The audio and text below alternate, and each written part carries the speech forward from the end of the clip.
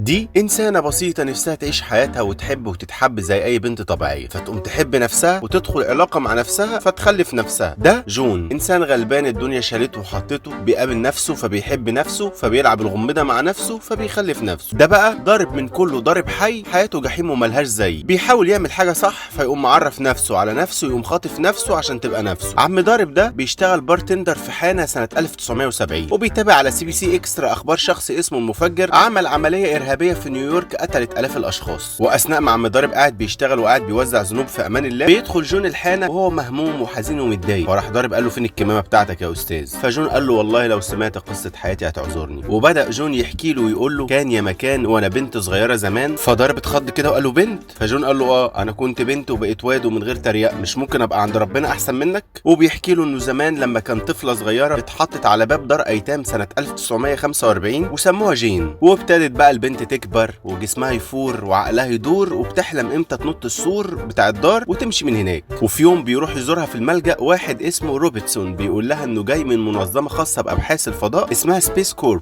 وعايزين نعمل اختبار معاكي ان لو القمر طلع القمر هيحصل ايه. وبتقدم جين في الاختبارات، وفي الانترفيو بيطلبوا منها تقلع النضارة وبتتقبل، وبيفضلوا يمرنوها ويأهلوها. ولكن في مرة مارسي زميلتها مصورم بتتخانق معاها وبيمسكوا في بعض فبيرفضوها ويطردوها. بتنهار كل امال جين في الحياة، وبتروح تشتغل هي زمن في البيوت، وبتقرر انها تدخل مدرسة الاتيكيت. وفي يوم وبعد ما المجموعة بتاعت بالليل خلصت وطالعة جين من المدرسة تحت المطرة، بتخبط في عيل مز كده فبتقول له مش تحاسب؟ فبيقول لها عناية ليكي، وبيروح يشقطها في مطعم ويصاحبها. وبيحكي جون لضارب ان الواد كان امور وغني وبيعتني بيها وبيخاف عليها وبيحاسب لها في الكافيهات. وفي مرة هم قاعدين سوا في الحديقة بيقول لها ممكن تستنيني دقيقة بس اروح اجيب سجاير واجي، وما بيرجعش وبيختفي من حياتها. وفي نفس الوقت اللي روبرتسون بيروح يقول لها فيه ان سبيس كورب دي مش وكالة فضاء، وانها وكالة تجنيد بنختار منها ناس بتطلع تبقى النخبة وصفة المجتمع وانهم عايزينها، بتكتشف انها حامل. ويقول لضارب ان بكده تحياتي لاحلامي وطموحاتي وفضائياتي والاسره الكريمه. بتروح جين تولد في جمعيه خيريه، بتجيب بنت زي القمر بدر منور. بتقرر لما البنت تكبر هتقول لها ان بابا عند ربنا، ولكن الدكتور بيدخل عليها يديها كشاف على وشها ويقول لها ان يا اسطى انت ولد وبنت في نفس الوقت، وجه الوقت للاميره اللي جواكي انها تسلم الرايه للعرباجي اللي جواكي، ولازم نعمل عمليه نحولك فيها الراجل. فبتبص لبنتها اللي زي القمر بدر منور، وبتقرر لما البنت تكبر هتقول لها ان ماما عند ربنا. بتصحى جين في يوم بتلاقي بنتها اتخطفت ومش لاقيينها، وبيدوروا عليها كتير بدون اي امل. فتبص في المرايه وتقول لنفسها بنتي عند ربنا، وبتعمل عملياتها وبتبص تلاقي نفسها بقت راجل خلاص وممكن تشرب ميه كتير في الشارع براحتها. وبيقول جون لضارب ان الواد